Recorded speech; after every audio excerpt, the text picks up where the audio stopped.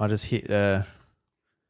We are streaming. It came up with my apparently on X. You need a premium account to stream now.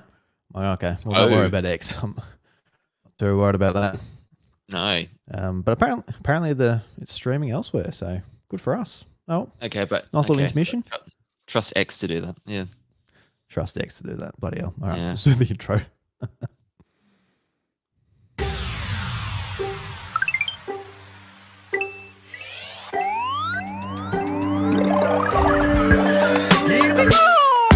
G'day everybody and welcome to the House of Mario South Australian Nintendo podcast that is backed by a 120 power star rating.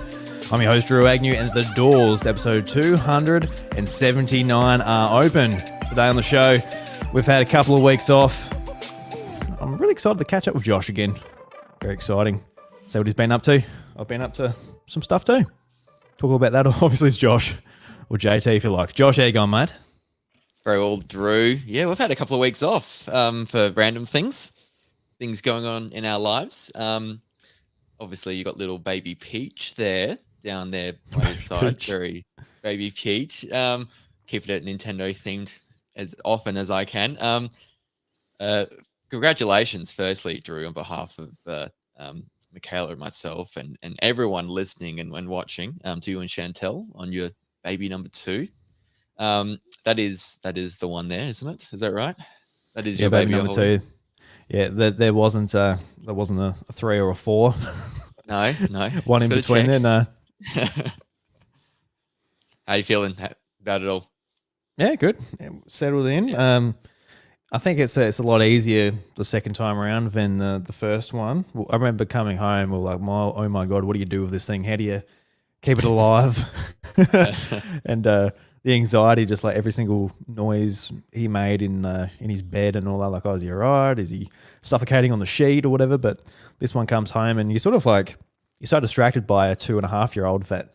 But there's always something going on, and obviously you've gone through it before. So, yeah, that's pretty good. Got Layla here, and it's been a pretty good couple of weeks. So, thank God. Yeah. She's happy. I would hope so. Looks very cute from what I saw before. And so tiny. I forget how tiny they get. Or they are at first. They keep growing, don't they? So yeah, I love it. It's very, very special time for you both. But now we're back. Good to be back. Felt a little out of whack the last couple of weeks, not having the Monday show to record. I don't know, just and I've done probably about at least 20 episodes with you now, something like that, and I'm kind of used to it, and it's this sort of rhythm, and that's a bit off. So I'm like, oh, okay, it's off. It's weird. Don't like it. It's amazing how quick time goes. Where we've actually been doing it for a little bit now, a few months. So once you stop, that's right. It just feels all out of kilter. But yeah, yes, that's it.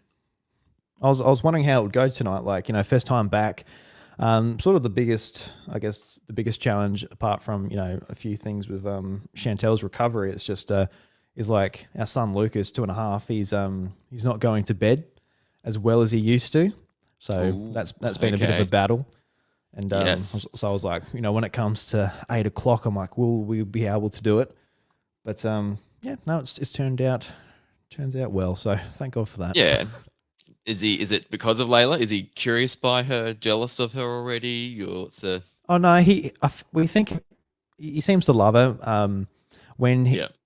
Just before, he was like really enjoying holding her, and when we're in the car and he just points to like her chair and goes, sister, and it's all very cute. But I think just when he goes to bed, it's like he doesn't want to miss out, because currently, like, Layla's probably still up feeding, and she's sleeping in a little bassinet next to our bed at the moment. So it's like he feels like he's missing out, and like from a 2.5-year-old's eyes, it's like, well, it's kind of fair enough. But he's not. He's really missing out on nothing. We are. If it was up to us, I would swap places with him. I would go and sleep in his bed, and he can be kept up.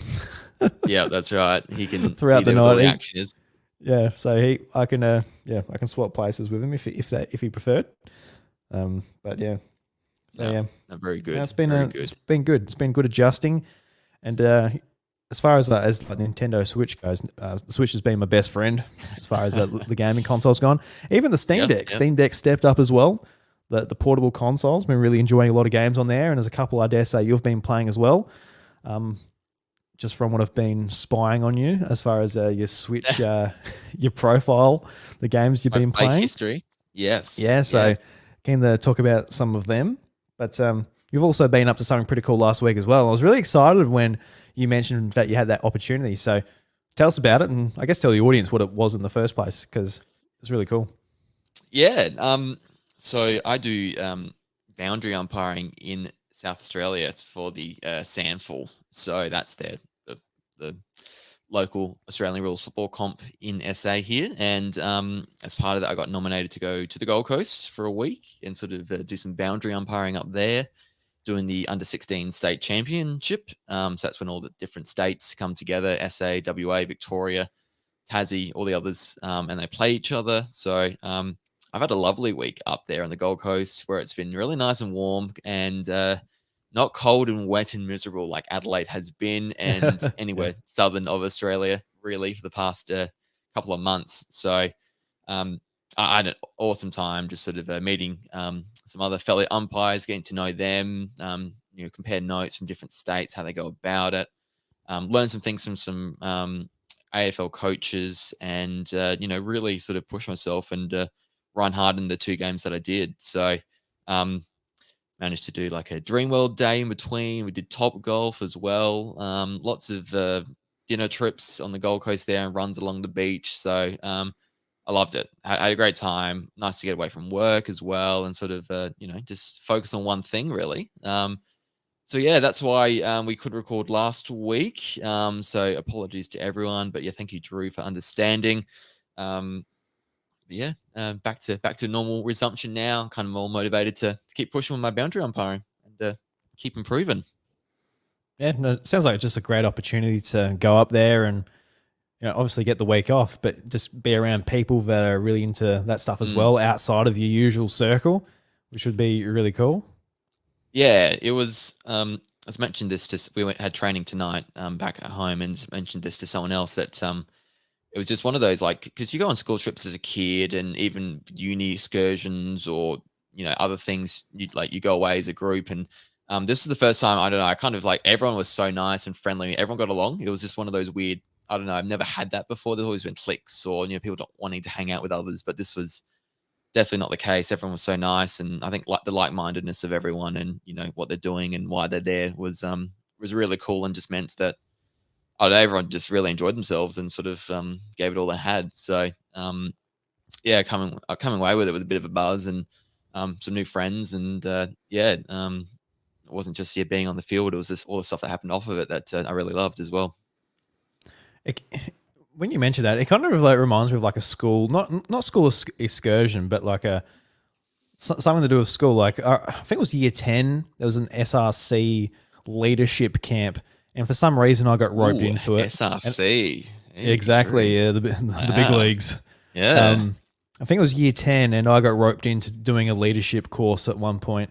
And I was like, it was over the weekend, so it's not even like you're getting out of school. And it was just, that's annoying. Yeah, exactly. It was just down at South End. So that's right, it was, little hiccup. It was only like a half an hour drive or so to get there somewhere. Right? So I was like so unmotivated to go because it was only me from the school, and there was other kids from just other schools in the area, and also from God knows where. Like I didn't even know where they were from. Middle whoop. Okay. From like the middle of the state, and I was like, all right. So I ended up going, and I came away from it being so just inspired because all of these people were just all so friendly and fantastic and motivated. And it was actually one of the best things I ended up doing at school. And it was one of those things where I really didn't want to do it. I was like, I got to, leadership camp. You got to be kidding me. Like it sounds so lame. Mean? Yeah. Yeah, but it was so I can see like you having that sort of that experience, what you did last week, but on a more adult scale, I guess. Yeah, it was. Yeah. And then it wasn't just, it was all sorts of people in age as well. There's some pretty young kids out there as well, but some older people like me. So it didn't feel like I was completely out of out of the loop and an actual, millennial with these Zoomers all around me. That wasn't the case. So, I just really, really enjoyed it. And I don't know, just good to sort of get out a bit, and that change of pace or scenery was a nice thing. Because you can, I don't know.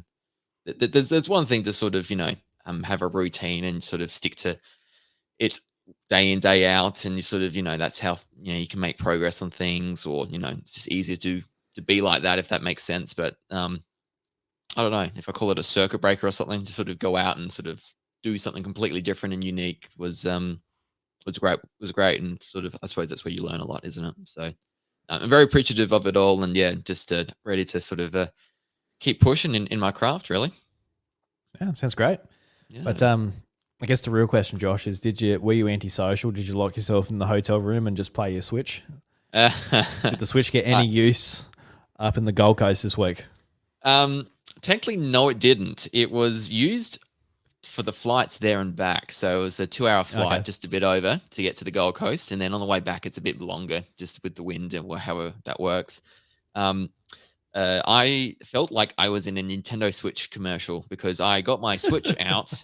I had my fellow umpires next to me. I'm like, would you like to play some Mario Kart? And they said yes. And I gave them a Joy-Con each.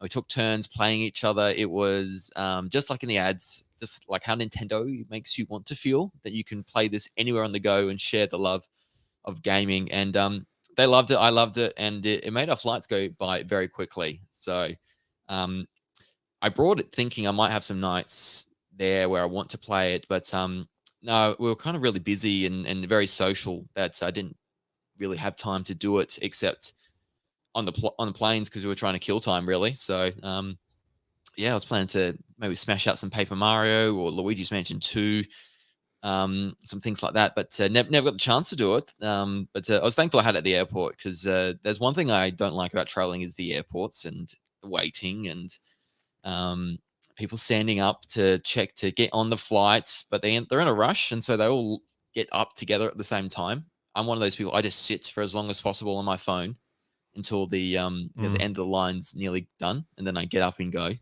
The Switch helps to distract you when you're at airports, I find. So that's one of the few times I do use it portably, because I don't usually use it on the bus or out in public. Or things like that. So just like it's helped you with the baby, it's helped me with my trip in the last week, getting there and back anyway. So that's the thing, like, you don't even use it portable around the house, really. That's something a little, but not a lot. Yeah. You just make Michaela play handheld. Like, no, the TV's mine. You step up. You just she loves it though. She loves playing handheld. I feel like I'm always like making sure, like, I'm double checking. So babe, we can swap our Switches in the dock. That's right, sweetheart. Correct. It's things like when Rebirth came out earlier this year. I'm like, I know I need to play a bit more in handheld. So that was Feb. So I think I was playing like Mario versus Donkey Kong, bit of another code still. So I didn't really mind. They're not like handheld games. Yeah, they're good handheld games, I feel, anyway. And so but I just prefer it docked in the cradle. I've always loved my Nintendo consoles, really. And if that was the option over the handhelds, that was the one I always chose, really. Yeah, that's fair enough. I'd love to talk Luigi's Mansion 2 with you, because we both received a code from Nintendo. I assume you haven't played much. I'm on the second mansion, so I can't say that I'm like heaps far in either. But I think for me, just straight off the bat, I think the port is actually really well done. I went back and I never actually beat Luigi's Mansion 3. I had that I think it was on the 10th floor out of 15. So before I started up Luigi's Mansion 2 again, I went back, I beat Luigi's Mansion 3, just because we all have these games where they're on our backlog and we enjoyed them, and the fact that we haven't finished them is annoying us. and that was that was Yes. 100% one of them. The other Yes. one for me is like God bet. of War on PlayStation, the 2018 game. That's another one where I'm like, God damn it. So it was very satisfying actually going back and wrapping it up. It was a lot of fun. But jumping to the second game, I'm like, this is actually pretty comparable to Luigi's Mansion 3. It doesn't have that extra shine, but its port over the Switch has actually kind of impressed me in some ways. Looking at the footage, it doesn't really do it justice compared to actually playing it on the Switch or even blowing it up on the TV. I think it works out really well. It's just the controls, they still feel like 3DS controls. You do have like access to the second stick, so you can like move Luigi around and all that. But it does have like the controls of using some of the face buttons to aim up and down and some things like that. And you don't have like as many moves to use as Luigi, which is noticeable as well when you go straight from the third game to the second game. But I'm quite enjoying it. I'm just doing just mission by mission really, and I'm using it as well as a good distraction for my son because he loves Luigi. So instead of putting on bananas and pajamas or the Cars movie or whatever, I'm like, Lucas, do you want to play Luigi? And he goes, Luigi? And he sits on the couch and he just looks at the TV. I'm like, beautiful. Like, if I can do two birds, one stone, that's great. If I can do a mission in Luigi's Mansion and entertain the toddler on the couch for a bit, that's always a win. Even better, So that's what's been for me. I'm hoping to have it finished by the end of the month. I'm just chipping away at it, going through it. But what are your thoughts on the game? I'm okay with it. Going into it, I was hoping they'd, instead of just the HD uplift, that there'd be more to it. Then we go into just before the announcement, and there was nothing. I'm like, okay, it is just a port of the game, nothing more like that. We got a little bit more with Paper Mario, the Thousand Year Door, didn't we? But Luigi's Mansion 2 just hasn't quite done that. I'm enjoying it enough. I think it is a fun time for Luigi's Mansion. It's not my favorite game in the series. I have a real soft spot for the first one, and then the third game I think is just absolutely amazing. But I do agree with you on the visuals because it is a big uplift.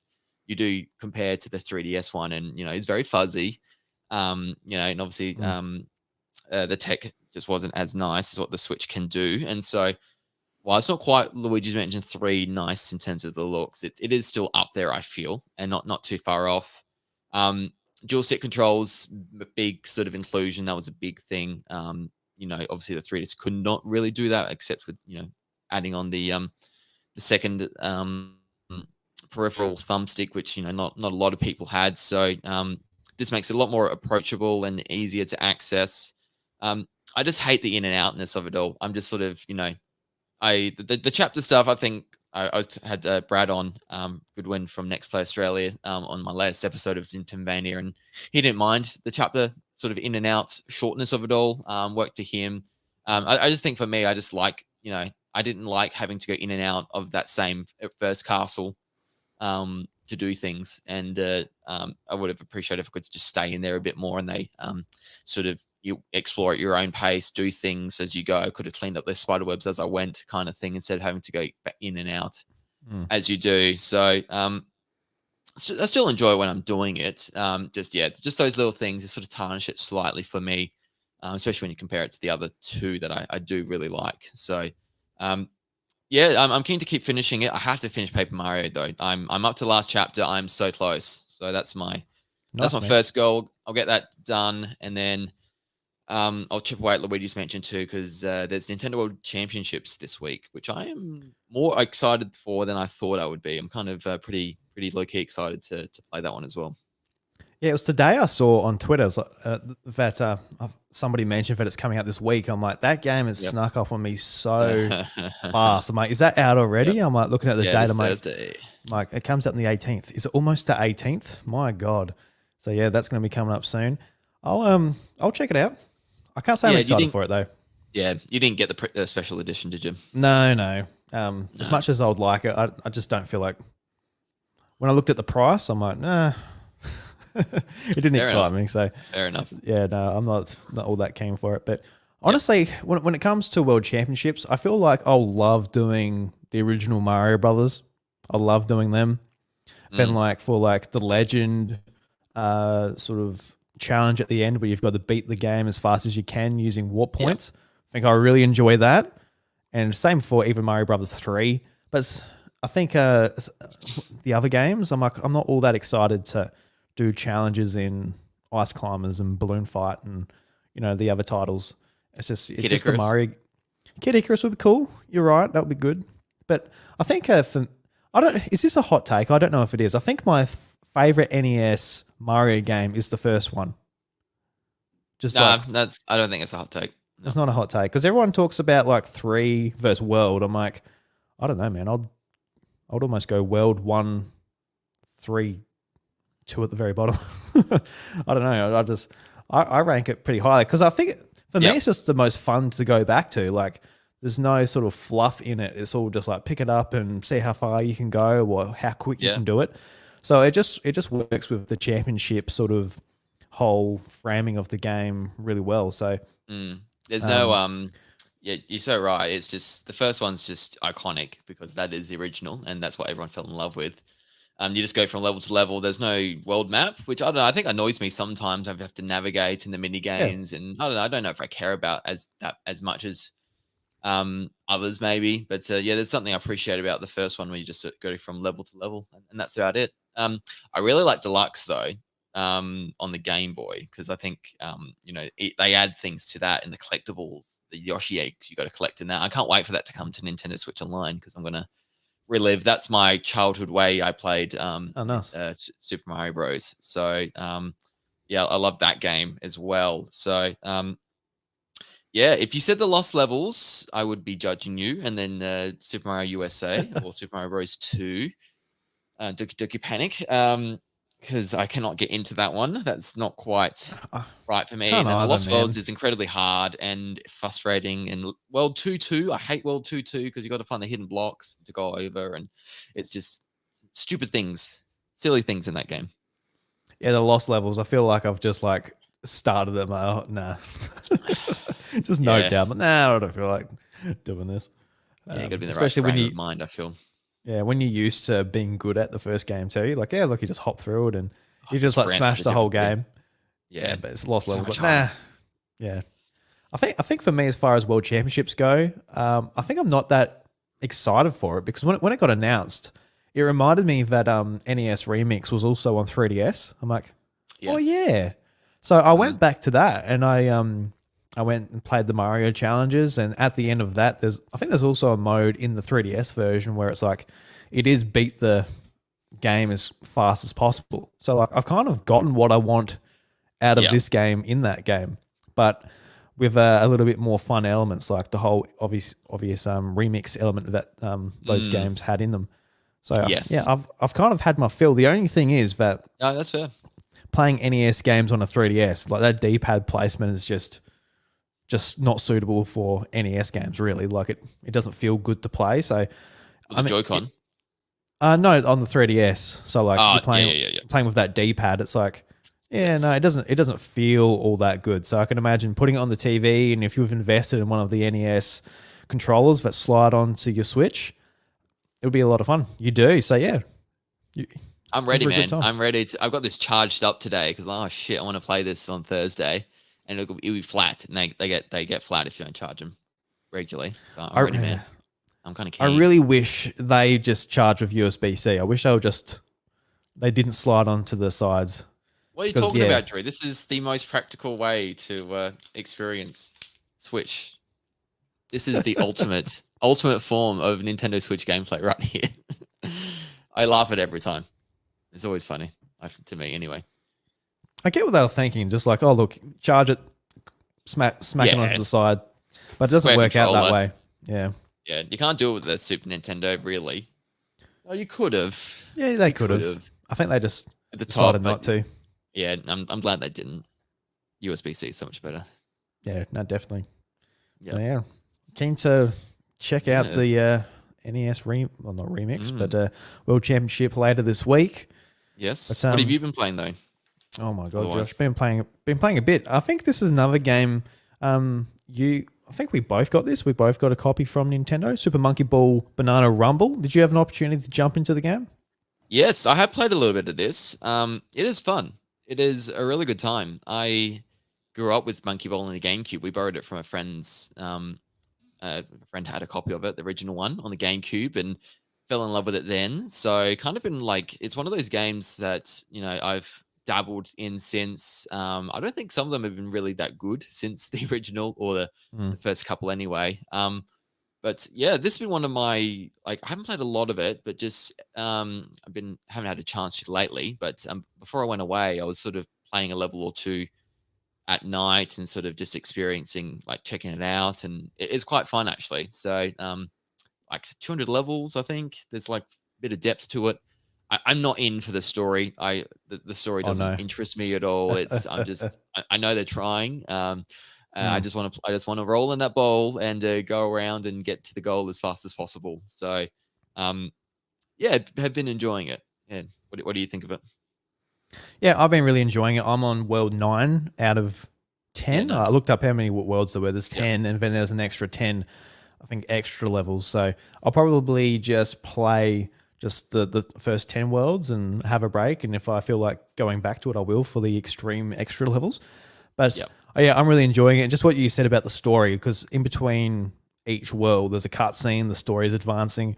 And I can't remember the last time I've done this with a game, but I honestly couldn't care less about the little adventure these monkeys are going on. I couldn't care less. I skip it every time.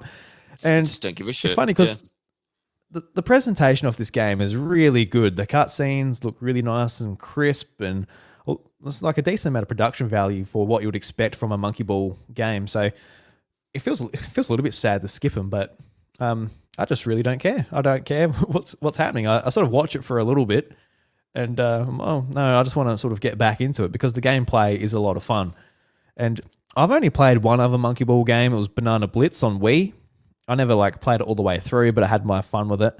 I got it for cheap at one point because I think that was a launch game for Wii, so I would have picked it up on a sale a little bit afterwards. And because typically, if you remember early Wii days, no games were cheap, especially the exclusives. So I think I got that for $30 or something, whatever it was. I remember enjoying my time with it. Obviously, that game was motion controlled, whereas this game is just back on the sticks, so it's nice to play it that way. I've been really enjoying it. I see that our friend Seth Sturgill, he's been really just smashing the game, trying to get best times and all of that. I'm definitely sort of content just with beating the level, and if I can get the golden banana or beat the time to get the extra bonuses along the way to get the points, I'll do it. But if it's a little bit of a tougher level and I need to inch just a little bit closer to get the golden banana, but if I don't feel that confident, I'll just leave it. I'm not that type of gamer anymore. The high scores, they can go to someone else. That's correct. I get you. So yeah, I've been really enjoying it. This game has I guess a new feature as far as Monkey Ball goes too. There's a dash. So you hold in B and it gives you a bit of a boost. So you can use that in ways to go off ramps or just do all sorts of crazy stuff. But it's been a lot of fun too. Adds a little bit of a new dimension to the series, which is cool. And in World 9, it is starting to challenge me quite a bit now. So what I've been doing is I've been playing a world of Monkey Ball, do a couple of missions in Luigi's Mansion 2, then I jump into another game that I'm playing. So these two games are basically going back and forth. And that's sort of why I don't mind the mission structure of Luigi's Mansion 2, actually. I quite like being able to be all right, do a half an hour mission, get the spider webs, go back to Professor Egad and exit out the app and go somewhere else. So yeah, been really enjoying Monkey Ball. I'll be finishing it this week, hopefully. And nice. Talk about it maybe a little bit more later on. But I've been playing. What else I've been playing? I got a list. I got a list of games I want to have finished, by the end of the month. I've been playing RZ, The Jewel of Faramore. I've been wanting to play this game since it came out in February or April. I can't even remember. It might have been April when the game came out. But for people that don't know what this game is, it's a game that's published by what's the names again? Can't remember. Limited Run Games. I don't know why I couldn't remember that, but they're published by Limited Run Games, and it's basically a parody, or I guess a different take on the CDI, the Legend of Zelda games. So a long time ago, a lot of people know the tale of Philips. Yeah. They worked with Nintendo. It didn't work out, but they had rights to make a Mario game and a Legend of Zelda game, and they ended up making, I think, Hotel Mario and a couple of Legend of Zelda games, and they're just notoriously bad.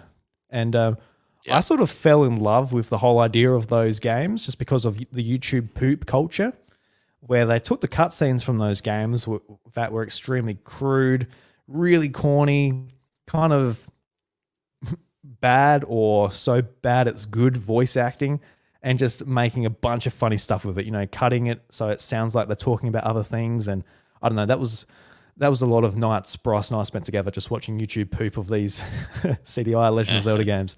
Yeah. So the Seaveta indie dev has taken up the task of let's make an adventure game in the spirit of the Legend of Zelda CDI games, but make it good. When I saw that at the start of the year, I'm like, I need to play that. And I pre-ordered it, or I bought it as soon as it came out. I just never got to it.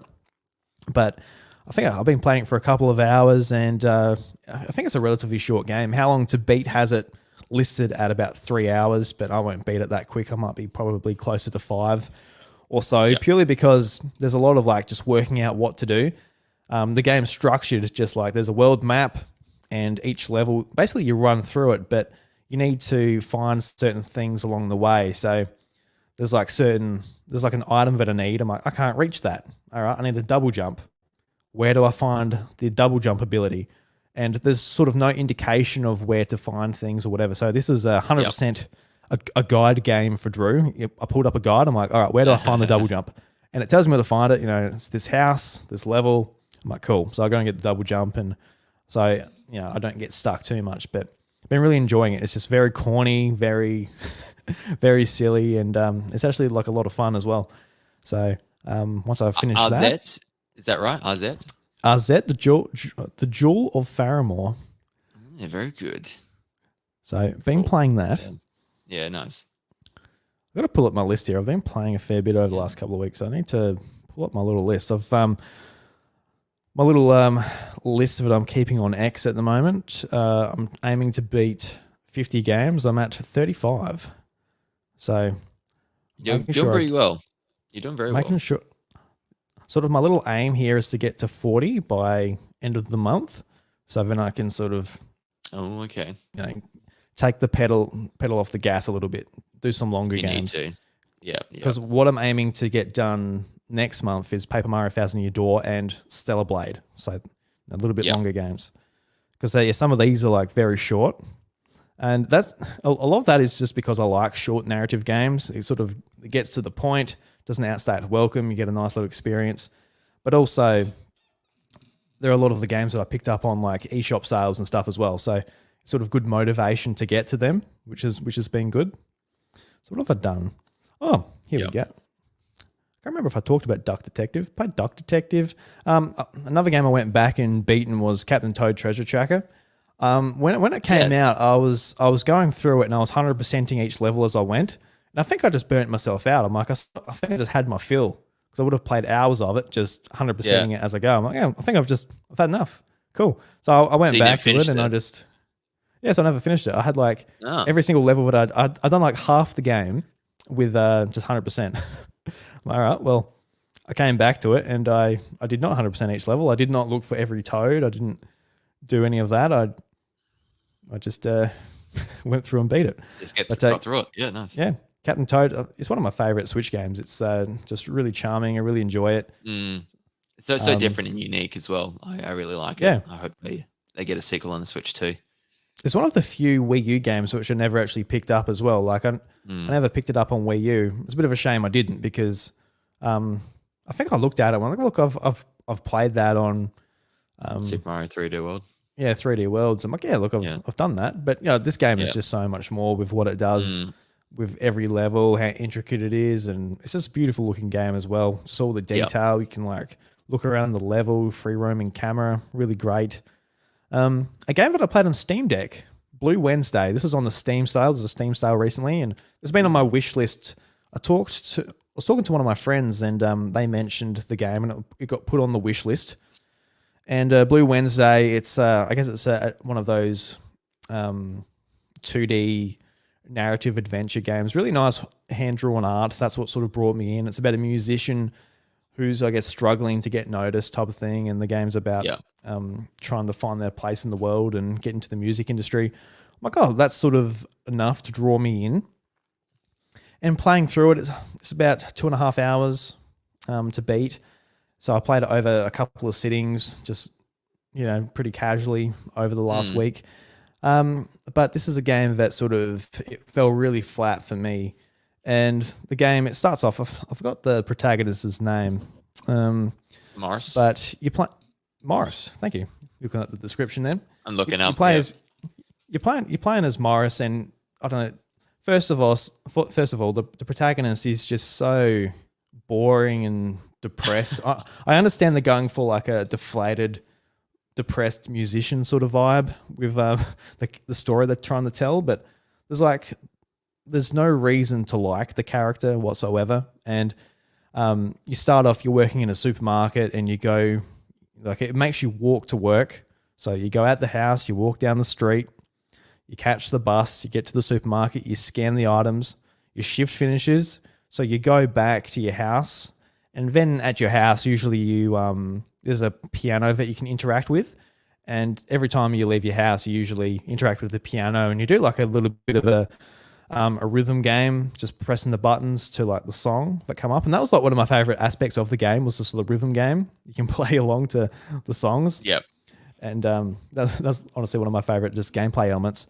But then like the next day, like you have to walk to work. Eventually you get fired from your supermarket job, and you get a job as a musician at a club. And then every day it sends you back to your house, and you've got to walk back to work. So a lot of the game is just like going back to work. And along the way, there's characters you can interact with for side quests and other information.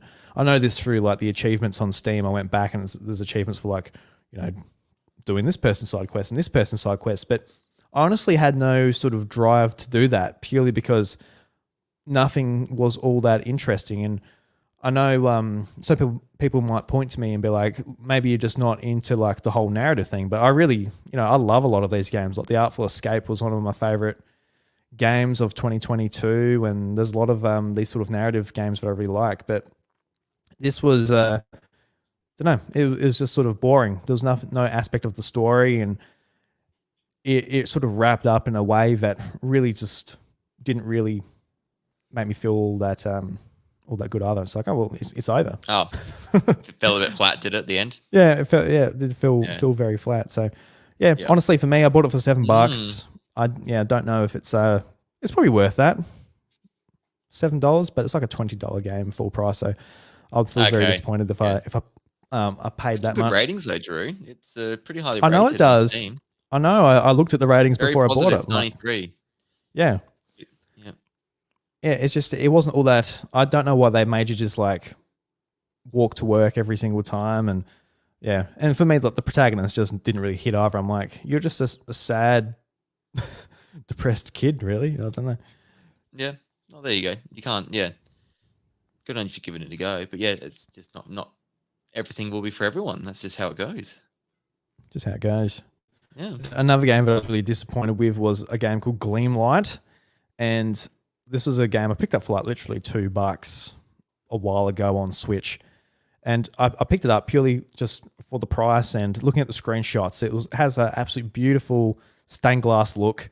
And if you look at it, I think you could probably make pretty rational conclusion or comparisons to Hollow Knight. Like, it looks like a Metroidvania. Yes. Really sort of, nice art style.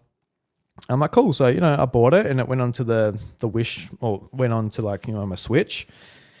And then when I was like sort of looking around at like, looking at tackling the backlog, just looking at random games on my Switch, I'm like, how long does this take? On how long to beat, this was rated at an hour to beat. I'm like, whoa. Yeah, I was expecting like, Hollow Knight's like 40 hours. Like, I was expecting like 5 or 10 or 20 for this game. But I guess the thing is, this isn't like a Metroidvania at all. It is very much just sort of a linear platformer in some ways.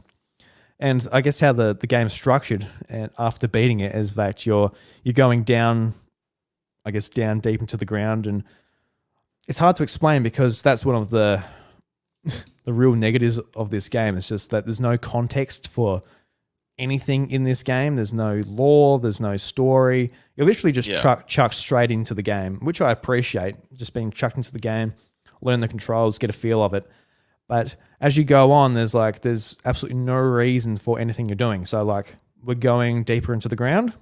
All right, that's just the way the game is just steering me, I guess.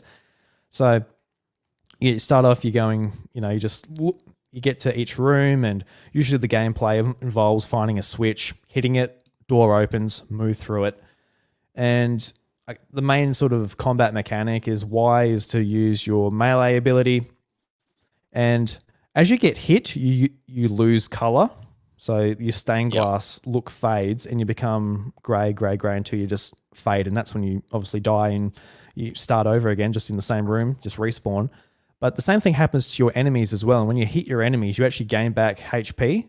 So there's an interesting sort of mechanic they've worked out there where you are able to sort of regain your health by attacking enemies. And I think it reminds me a little bit even of like Doom, where Doom encourages you to go in, use your melee ability, and then you can get health or ammo. So if you're running low on one of those things, you can go in, and it encourages like fast, aggressive gameplay. But this game doesn't do that at all. It's just like, all right, I'm running low on health. So you just like start mushing the button in a horde of enemies, and you'll be fine.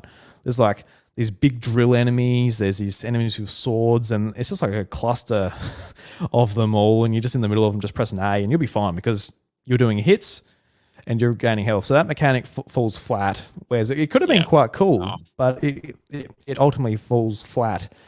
That's a shame. But when I was really baffled, I was about half an hour into the game. I beat a boss, and then credits roll.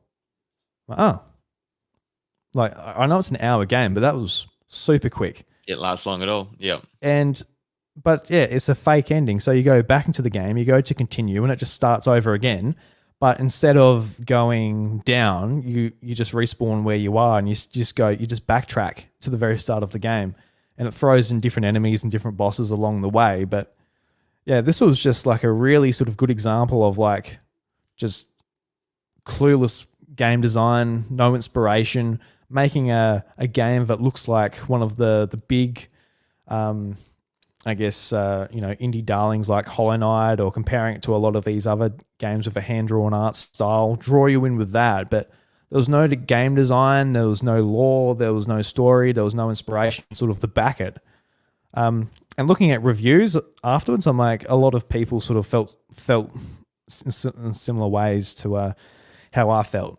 So it was just like it was a good game to play, just to sort of understand what makes a good game like Hollow Knight, what makes a good game like Metroid or Mario or good ones. That's right, because I think a lot of us, we just play really good games because I think there's an endless supply of like 9 out of 10s out there, especially these days. From like the last decade or 2 decades, you can just play exclusively masterpiece games. So yeah, it was good sort of experience. It didn't outstay its welcome, which was good. It was only an hour. I played it over a few sittings. I didn't just sit down and play it all in one go. Yeah. So I'm glad I understand what it is, but yeah, it was certainly a little bit frustrating and just like a bit baffling in some ways there. So yeah, did you go on sale? Is that what you said, or you had to pay a bit extra? No, I got it. I remember I got it for like $2 or $3. Like it was super cheap. I'm like, oh, yeah, super so cheap. That's what made me pick it up. I saw the I feel like they know what they were doing. just get it out there for whatever the cost. Whatever the cost. Whatever the cost. So that's largely what I've been playing. So yeah, I think I've got to get the Cat Quest 2. Looking forward to doing that because Cat Quest 3 comes out the 8th of August. Not far away. Yeah, got want to play Zero Mission this month, so got to get to that. Do it, man. I finished that again on the Switch. Yes, very good, very fun. Still my favorite Metroid. I feel just everything about it. I love so much. and waited a long time for this to come to the Switch, so I held off playing it again on the Wii U. I just the last bit, the epilogue that added at the end, just love that, just how different that is as well. And there's nothing more satisfying when you get all your abilities after that as well. And the space pirates are so weak, and you just blast through them. It's for me one of those most satisfying things in a Metroid game. Those moments there. So I think you'll like it. I hope so anyway, Drew. Keen to get your thoughts on that. Hopefully I don't pool over it. I would hate to do that. I'll have to go into it with a good attitude. Yeah, there was one bit early on that I always got to remind myself I'm not soft locked, but you always think you're soft locked. I don't know.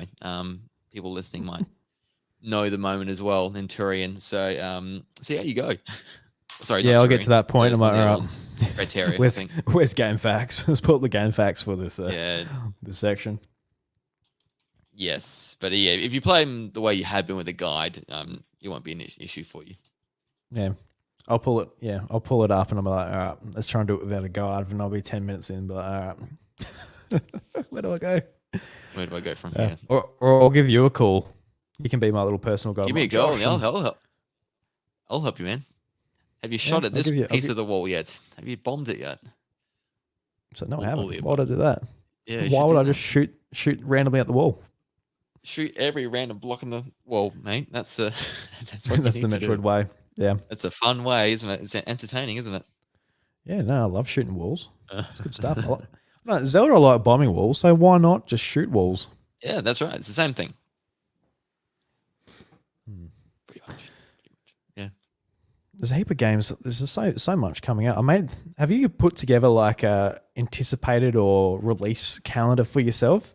Because after Summer Games Fest, man, I've put together like a list of games that I'm just really keen for. And there's one game that I'm really this is like almost top of my list, if not top of my list, for August 2nd, which is Thank Goodness You're Here. Have you seen this game? It just came up on my Twitter. I've seen the name floating around, but actually seeing a trailer for it and what the game looks like, the art style is very close to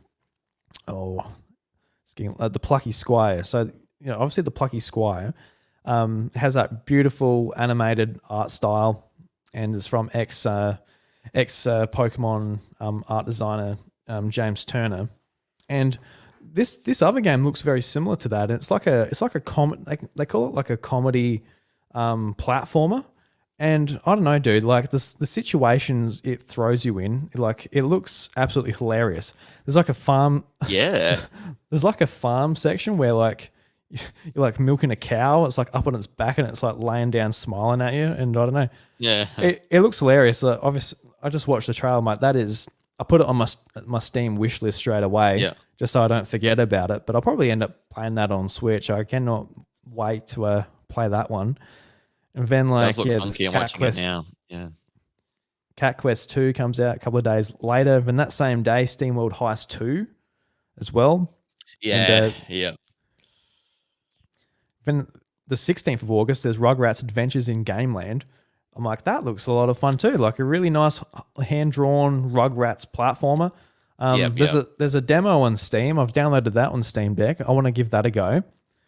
So yeah, I'm pretty keen. And then August 2nd, there's Dustborn too, which is like when's Outlaws out? Is that out next month? That's the 30th. Comes out the 30th. At least without early access anyway. So you're keen for looking at all these games, man. I've got Star Wars Outlaws on my list, but I think Outlaws is gonna have to be pushed. I don't have time for it. Honestly, I've got August is an indie month for sure for me. Like it's all everything apart from Visions of Mana. Visions of Mana probably would be a game I'll play on PlayStation 5. But apart from that, it's all like indie sort of self-published stuff, which is pretty cool. Well, I don't know about Rugrats. I think that's limited run actually. Who are doing that? But Dustborn, which is I don't really know exactly.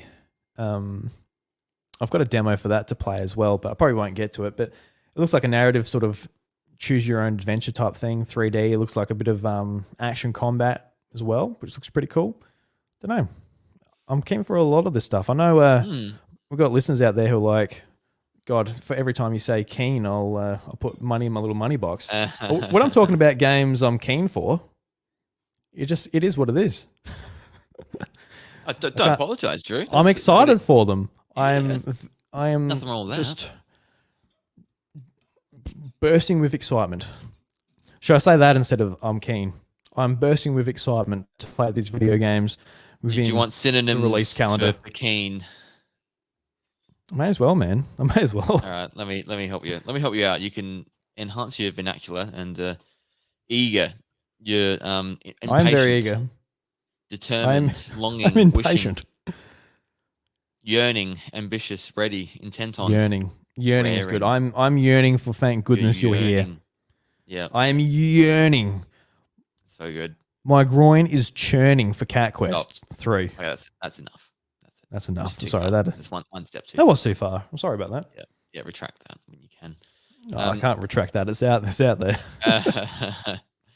Yeah, no, that's cool, man. There's some cool things out. Outlaws, I'm gonna, unless it's amazingly good from the reviews, I might just wait for a sale, or because or I do the whole Ubisoft subscription thing. But then I don't know.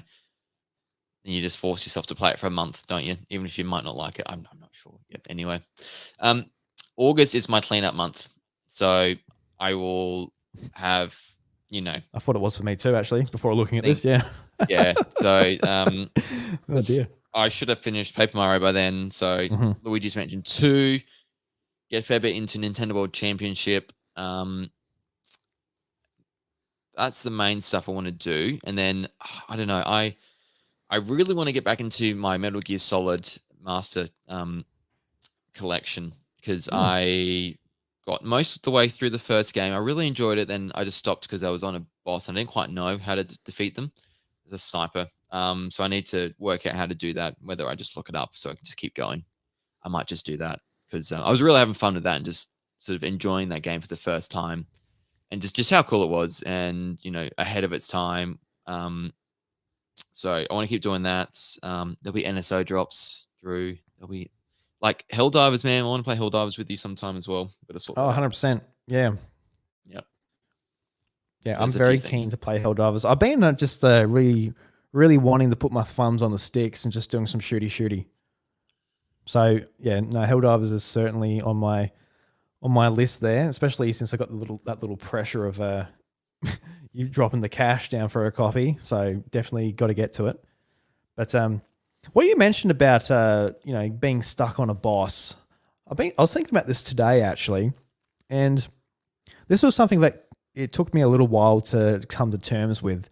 But I think last year and this year, especially since Lucas was born, this is something which is I really don't mind. But say 15 years ago, 10 years ago, 5 years ago, if I was starting up a brand new game and the difficulty options come up, easy, normal, hard, I kind of want to do it easy, just because I just want the story, all that. But something inside of me like, no, you can't do easy, Drew. That's a little bit lame. Come on, you're a gamer. Gamer son, get in there. Ramp it up a bit, Drew. Come on. So yeah, I go to normal, and I'm fine. But lately, it's just been like, especially like in RZ, for example, there's casual mode and normal mode. And casual mode is that enemies drop health, and normal mode is they do not drop health. I'm like, let's just give me the health.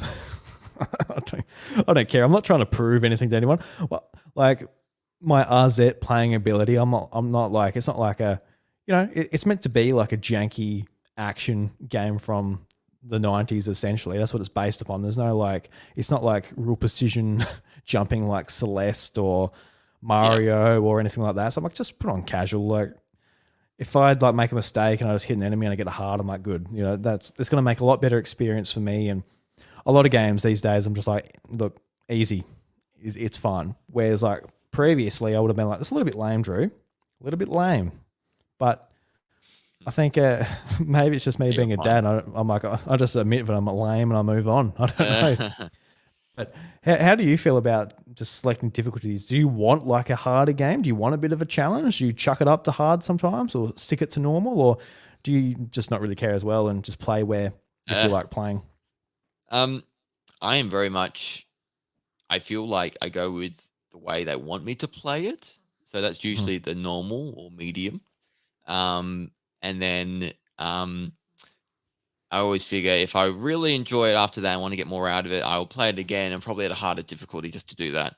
Mm. And I tend to do that with Metroids because I know I'm going to play it again. I like to do it on normal first, pick it up from there, and then I'll do it again on the hard mode and try and, I do it better on hard mode anyway because by that stage I'm really sort of accustomed to the controls and know the patterns and just get through it pretty easily. Yeah, I don't usually go for hard outside of that though because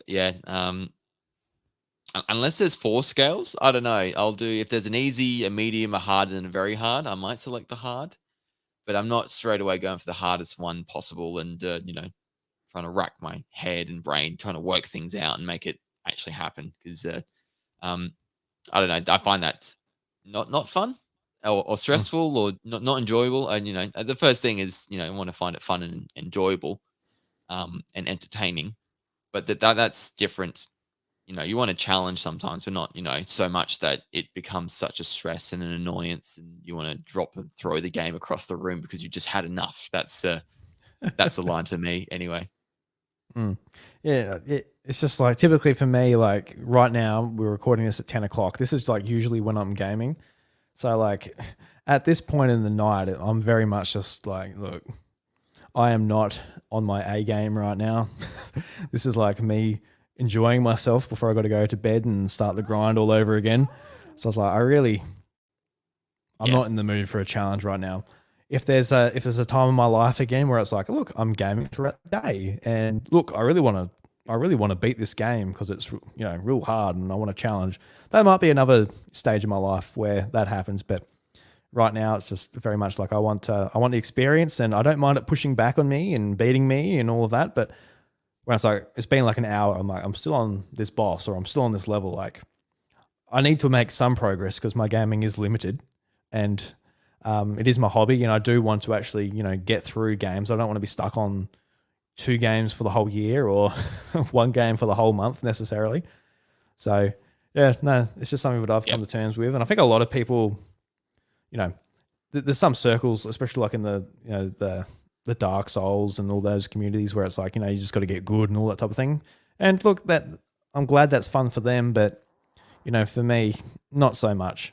If I had like the better half of a day to like understand mechanics and learn them and get better, I can see a lot of fun in that. But maybe not No, when your brain's shutting down and all of that too. But yeah, that's just where my brain went when you brought up that. But I don't know. I thought it'd be fun just to go through like these are the games where I've highlighted. So these are the games I'm definitely going to play out of my wish list, and be interested to see what yours are, if you're going to share any of these with me. Obviously, you'll share the Nintendo ones with me, but this is what I'm really keen for. So thank goodness you're here.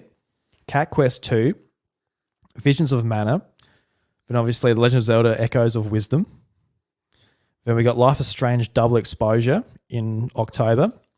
And then Dragon Quest 3 HD 2D Remake. And then a couple of games without release dates this year is Lego Horizon Adventures, Never, which was that really nice hand-drawn art style with the girl and the wolf, if you remember from Summer Games Fest, and The Plucky Squire. So they're the games that I'm definitely going to get to this year.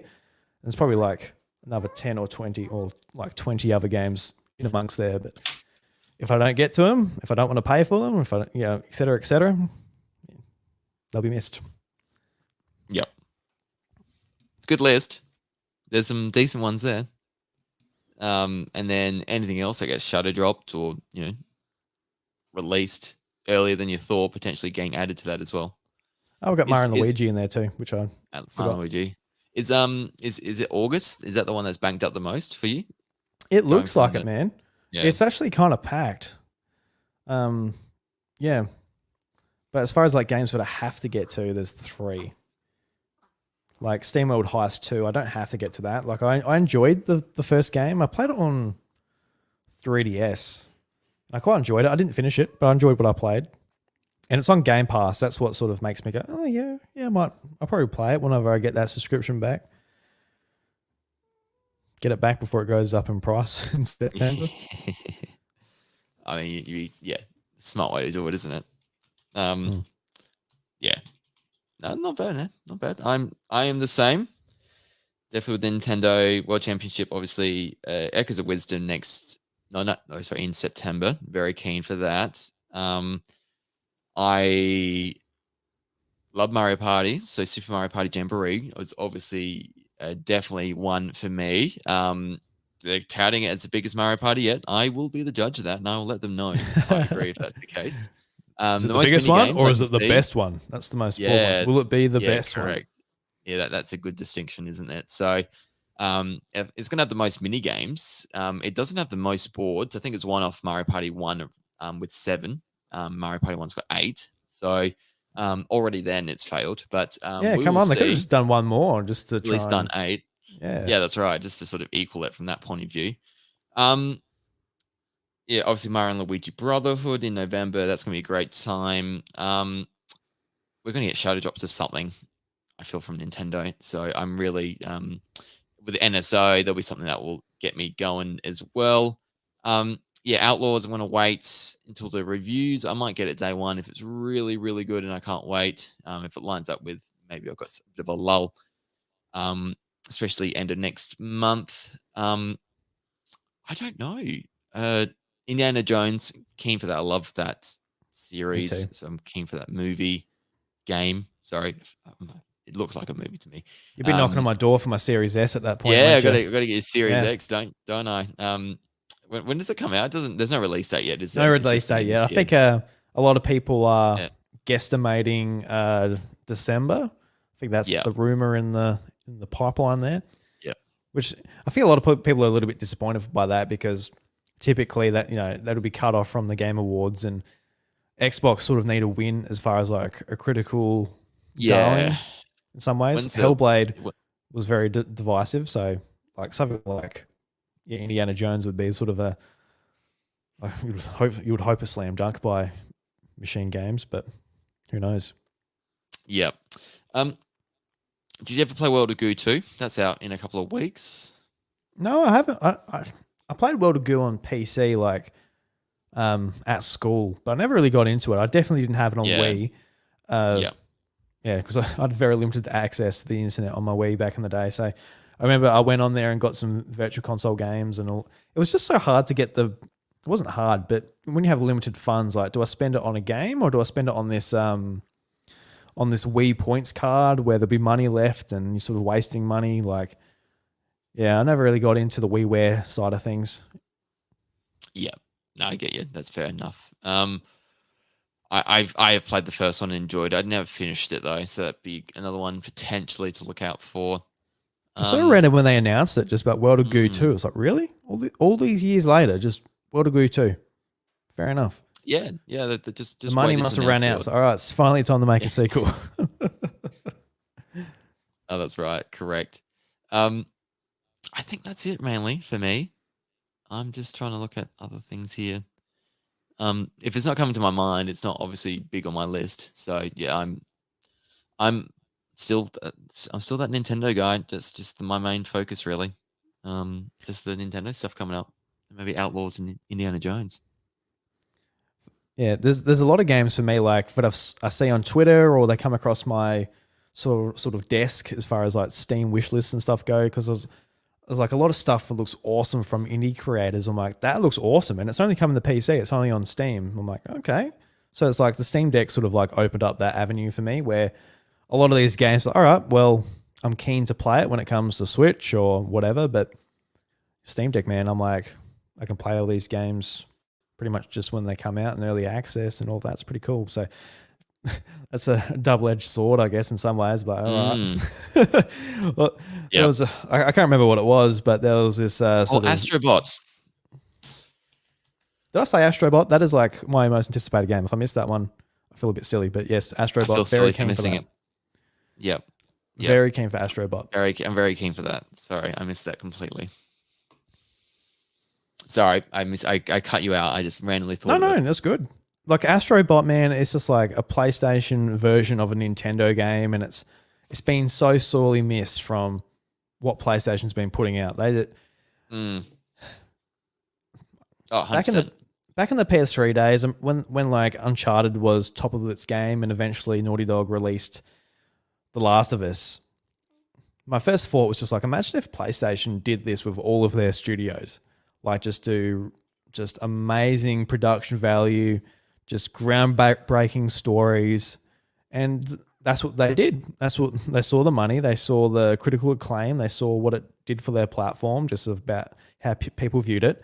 Event like yes, Santa Monica just rebooted God of War and Sucker Punch with Ghost of Tsushima, and the list goes on. But in 2024, just with how expensive those games are to make and how long they take to make, PlayStation doesn't really have much of doesn't really have much of an identity in some ways. Just every second year, like one game comes out and we really enjoy it, but there's no real cadence to it. So it'd be cool if they could have like best of both worlds in some ways, where you could have like your Astro Bot and your Lego Horizon and smaller stuff come out to sort of supplement the big tentpole games coming out. So I don't know. It's just a really exciting thing for me. You love platformers, and I loved Astro Bot on PlayStation 5 when it launched as well, that free game that came with it. So seeing like an expanded version of that's just going to be so much fun. And a competitor to Mario as well, which is sort of very much needed in some ways. Just like, who else can put that much money and time into a 3D platformer apart from Nintendo? No one really. No. Yeah, that's right. So yeah, Sony's having their go at that, which would be cool. I really love Astro's Playroom. It's a great game. It is the most Nintendo thing on PlayStation, and where Sackboy's not pulling his weight now, we can have Astrobot here, taking the family mantle for PlayStation and gaming, and it just looks super fun. I just think, I think a lot of Nintendo Switch fans are going to like that game as well if they go to PlayStation 5. It's a no-brainer to pick it up as well. No brainer, just do it. No brainer. Are you keen, Drew? I'm keen, man.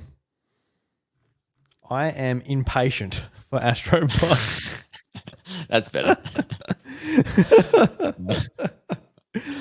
I'm just putting my fist down on this table, being, where is my Astrobot? God damn it! Give me Astrobot. I'm just so impatient. I'm so impatient for Echoes of Wisdom, Astrobot. Thank goodness you're here. Thank goodness. Thank goodness you're here. I don't know. That game just really enraptured me, man. I was just like, what is this? It looks stunning. It looks funny as anything. I don't know, man. I was just like, I need this game. It's probably my most anticipated along with Astrobot. Like, it's really up there. Like, it's okay. Yeah. It really is. Hopefully it's good. There's a demo for it on Steam, but I want to play it properly on the full version. I don't like touching demos too much. I don't know what it is. I'm just like, yeah, you're not. You like to wait till the game comes out, don't you? Yeah, I don't know. I've got so much to play where I don't need to like have a little taste test. Maybe for something I'm like, I got no idea what that is. Let me sort of understand what it is. But for a lot of things, I don't know. The last time I was really excited for a demo was Super Smash Bros. On 3DS, where they just randomly sent out demo codes to whoever, and I remember seeing it on Twitter, being like, all right, demo's out, and check your inbox if you got codes. It's just randomly sent out. I'm like, oh my god, please! And I played that demo for like 50 hours, like literally. You had access to like 4 characters, locked to 2-minute matches. 50 hours. And man, you would not even begin to understand how excited I was for Super Smash Bros. On Wii U and 3DS. Yes. No, that was my personality that year. It was just like anticipation for Smash Brothers. Man, so good. So good. It was amazing too on 3DS and Wii U, man. Good stuff. Yeah, love it. What else should we talk about before we go, Josh? So have you all chatterboxed out? Or you're not keen for anything else? You're not impatient for anything? I wanted to touch on Nintendo Live because I think since we last recorded, tickets have come available. So people would know by now if they've got a ticket for Saturday or Sunday in Sydney. just a PSA, if you're listening to this before the 18th of July, they are doing a whole you have a ticket, but you need another warp pipe entry code or something to determine when on your day you actually enter the venue. And so if you're flying in the day like me, I don't really want to have to wait till 3 p.m. in the afternoon to enter the place. So get onto that on the 18th, this Thursday in the morning, and make sure you register. I'm going to make sure I get there, or I can get in from when it first opens, because I don't want to wait a couple hours halfway through the day to enter. Man. So I know, this is news to me. You got a ticket? Yeah, Sunday, Michaela and I will be there. Yeah, awesome. So, keen to go. Couldn't really do Saturday, so Sunday You're was impatient. The way to go. You're impatient to, yes. Can't use the word keen on this show, Josh. Sorry. So I'm eager to go on the Sunday. Saturday was not available for me, so I had to do Sunday, and it's obviously the quieter day because I think a lot of people wanted to go on the Saturday. So, yes, worked out that for us Sunday was the day and less demand, and hopefully we get the early time as well. Awesome, man. Yeah, I'm keen. Good. Oh, there we go again. I'm impatient to hear what you think about it. Yeah, just very excited because for me, I didn't even bother. Just I'll be doing this, I dare say, holding a baby, picking up a baby. You got to choose, Nintendo Live or PAX. I would choose PAX if I had to choose one for sure. Purely PAX just because it's further away. So I don't know. I don't know if it should be easier or harder by then. A little bit nervous about that, to be honest. But yes, I've got the ticket. We have split a hotel room, Drew, together. I'll remind you. Yeah, no, don't worry about that. You won't be out of pocket or anything. Don't worry about that. All good. I'm like, and then Josh, it's just your or your bill now, mate. Sorry about that. Yeah, I wouldn't do that to you. I would not be keen. You would not be. You'd be impatient, to say the least. Furious, about to implode. Yeah. No, all good. So just a PSA, public service announcement for those listening. Have you played Nintendo Switch Sports with the basketball by chance? Oh no, I haven't. No. No. I've just seen this on. I just saw it on X. I'm like, oh look, basketball's out now. I'm like, oh cool. Like it's not even on my radar, even a little bit. Like I loved basketball on Resort. I know you mentioned that you loved it as well on Resort. So have you played it? I have. I've given it a bit of a go. It is very similar to it. It doesn't quite hit the same though. I don't know, for some reason. Just I think I don't know. I think the buzz from the game's gone as well. So going back into it, that's different. I think I did prefer the Wii Motion Plus as well in terms of accuracy and all that. So I need to play a bit more, do some online with it because I haven't done the online yet. So I'll check it out a bit more and get back to you. Well, let us know if you're getting the NBA or not. Yeah, thanks. Definitely not happening. Useless as basketball in real life. That was never my jam. Yeah, I feel like if I'm like running, I've got to think about what I'm doing with the ball. Look, it can only do one thing at a time. So used to soccer where it's just like your arms are there for balance. Like they don't do much. You can put them up to sort of push off of people or balance or use them to run, but yeah, you're not catching the ball or bouncing the ball or throwing or anything. Yep, much easier. Yeah. No. Yeah. Well, Josh, I appreciate it, mate, but I think it ends there. Had a great catch up with you again. Great to hear you going well. Great to hear you've been playing some video games. Been having fun, which is always good. That's what gaming's all about, mate. That's what gaming's all about. That's right. And glad to see you. You're doing well too, man. Some big things happening in your life and Chantel's as well. And kudos to you making it work with your downtime still in between being busy, being Data 2 to sort of get on the Steam Deck and the Switch still, and enjoy your other hobby as well. It's awesome. My hobby, playing digital content on my computers. That's right. Enjoying it. I'm having fun. You keen? I was trying to think of a word other than keen, and it took too long. I think just like a sort of a serious sort of, I guess, a rebuttal to that in some ways. I think a lot of people, whether you're podcasting or just in your everyday life, a lot of people have like these crutches that they hang on to, or that they always say in between words or whatever.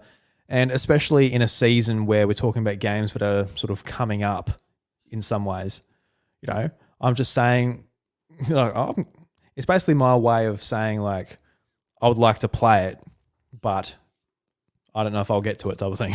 There's so much. Yeah. Yep. Whereas I'll say, no, I'll be keen for that. Yeah, I'll be keen for that. It looks good. And just my way of saying that. Yeah. It is. And, you cannot play everything. It is so hard to. Yeah. And yeah, I think a lot of people just, you know, calm down. I'm sorry if it is a little bit grating to listen to, but I'll keep it in mind for the future. Yeah, leave Drew alone. Enough. He's had enough bullying lately as well. So we just gotta just relax a little. Foot off the pedal just slightly, just enough. I can't take it anymore. Drew's done. No, I'm all good.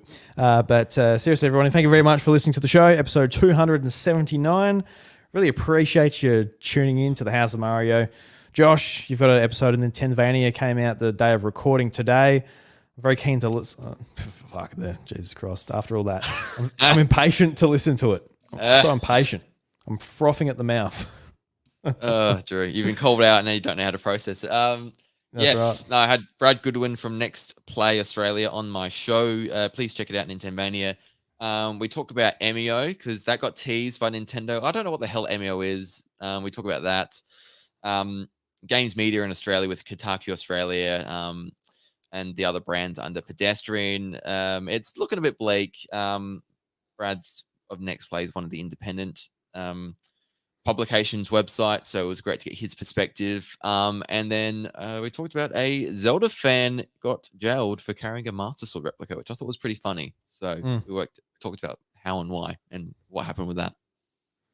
Yeah, that sounds great. I guess throughout this episode, I was like thinking about bringing up the MEO thing. I'm like, yes, it looks interesting, it looks cool, but I really got nothing to say on it. I'm like, well, we'll see more on that later.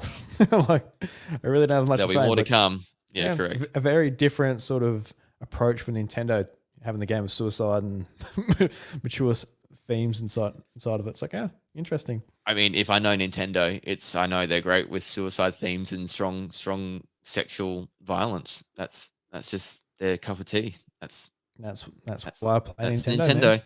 Yep. That's why I play it. Great. Yep. I love playing Manhunt on Wii. Just like, just let's hunt some men. Let's get them. Yeah. I did say though, it's always ones you least expect, and so if Nintendo's going to do an amazing horror game, it is probably them to do the amazing one. I don't know, just true that they just have a way. They're weird like that. I feel if they just randomly drop like a amazing horror experience out of nowhere this year, that'll be like I would not know how to react. That'd be one of the all-time sort of Switch moments. Just like. Remember that time, like at the end of the life cycle, they just said, hey, look, here's an amazing horror game.